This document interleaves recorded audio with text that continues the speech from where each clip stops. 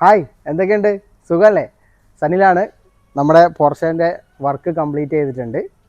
കഴിഞ്ഞ വീഡിയോയിൽ പലരും കമൻറ്റ് ചെയ്തിട്ടുണ്ടായിരുന്നു, ഇത് ഈ ഒരു ഓയിലിലേക്ക് ഫിക്സ് ചെയ്യാൻ വേണ്ടി നമുക്ക് എഞ്ചിൻ ഇറക്കേണ്ട ആവശ്യമില്ല, അത് എഞ്ചിൻ ഇറക്കാണ്ട് തന്നെ ചെയ്യാൻ പറ്റും എന്നുള്ള രീതിയിൽ. അത് ശരിയാണ്, അവർ പറഞ്ഞതൊക്കെ ശരിയാണ്. എഞ്ചിൻ ഇറക്കാണ്ട രീതിയിൽ നമുക്ക് ആ ഒരു ഫിൽട്ടർ കേസിൻ്റെ ഗ്യാസ്കറ്റ് മാറ്റാൻ പറ്റും. വേറെ കുറച്ച് കാരണങ്ങൾ കൂടി ഉള്ളതുകൊണ്ടാണ് ഞങ്ങളത് എഞ്ചിൻ ഇറക്കി നമുക്ക് വൃത്തിയായി ചെയ്യാം എന്നുള്ള തീരുമാനത്തിലേക്ക് എത്തിയത്. ഈ കാണുന്നത് ഓയിൽ കൂളറിനടിയിൽ വരുന്ന ഓറിംഗ് ആണ്. ഇതും പോയത് തന്നെയാണ്, ഇതും മാറ്റേണ്ടതാണ്. അപ്പം ഞങ്ങൾ എഞ്ചിൻ ഇറക്കാനുള്ള ഒരു മെയിൻ കാരണം ഈ ഒരു പ്രശ്നം കൊണ്ടാണ്. കാരണം ഓയിൽ കൂളർ റിമൂവ് ചെയ്യണമെന്നുണ്ടെങ്കിൽ കുറച്ച് ബുദ്ധിമുട്ടാണ്. അതിൻ്റെ മുകളിലാണ് ടർബോയും കാര്യങ്ങളൊക്കെ വരുന്നത്. അതാണ് ഞങ്ങൾ എഞ്ചിൻ ഇറക്കാനുള്ള ഒരു മെയിൻ കാരണം. പിന്നെയുള്ളത് ഇതാണ്, ഇതിൻ്റെ ആം സെറ്റുകൾ കംപ്ലീറ്റ് ഞങ്ങൾക്ക് റീപ്ലേസ് ചെയ്യണം. കാരണം ഇതെല്ലാം പോയതാണ്. ലോവർ റാം, അപ്പർ റാം, അതേപോലെ ഡ്രൈവ് ഷാഫ്റ്റിൻ്റെ ബൂട്ടുകൾ, അതേപോലെ front brake pad, disc polishing, അങ്ങനത്തെ കുറേ കാര്യങ്ങളുണ്ട്.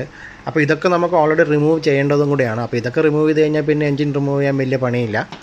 എഞ്ചിൻ്റെ മുകളിലുള്ള വയറിംഗ് ആണെങ്കിലും സെപ്പറേറ്റ് അഴിച്ചു മാറ്റേണ്ട ആവശ്യമൊന്നുമില്ല. അതിനൊക്കെ സെപ്പറേറ്റ് കണക്ടറുകൾ കൊടുത്തിട്ടുണ്ട്. അതുകൊണ്ട് അത് നമുക്ക് ഈസി ആയിട്ട് റിമൂവ് ചെയ്യാൻ വേണ്ടി പറ്റും.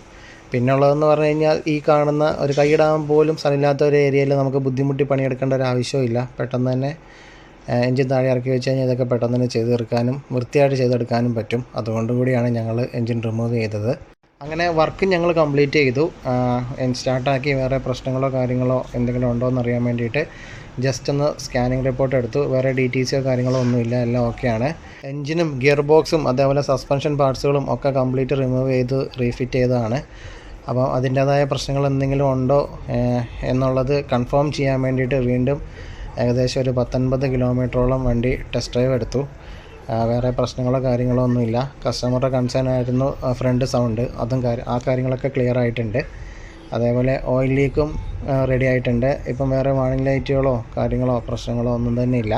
പിന്നെ വേറൊരു കാര്യം, ഞാൻ ഈ വീഡിയോസും കാര്യങ്ങളൊക്കെ ചെയ്യുന്നത് ഒരിക്കലും എൻ്റെ വർക്ക്ഷോപ്പിന് ഒരു അഡ്വർടൈസ്മെൻറ്റ് അല്ലെങ്കിൽ ഈ വീഡിയോസൊക്കെ കണ്ട് കൂടുതൽ കസ്റ്റമേഴ്സ് ഇങ്ങോട്ട് വരണം എന്നുള്ളൊരു ഉദ്ദേശത്തോടു കൂടിയല്ല.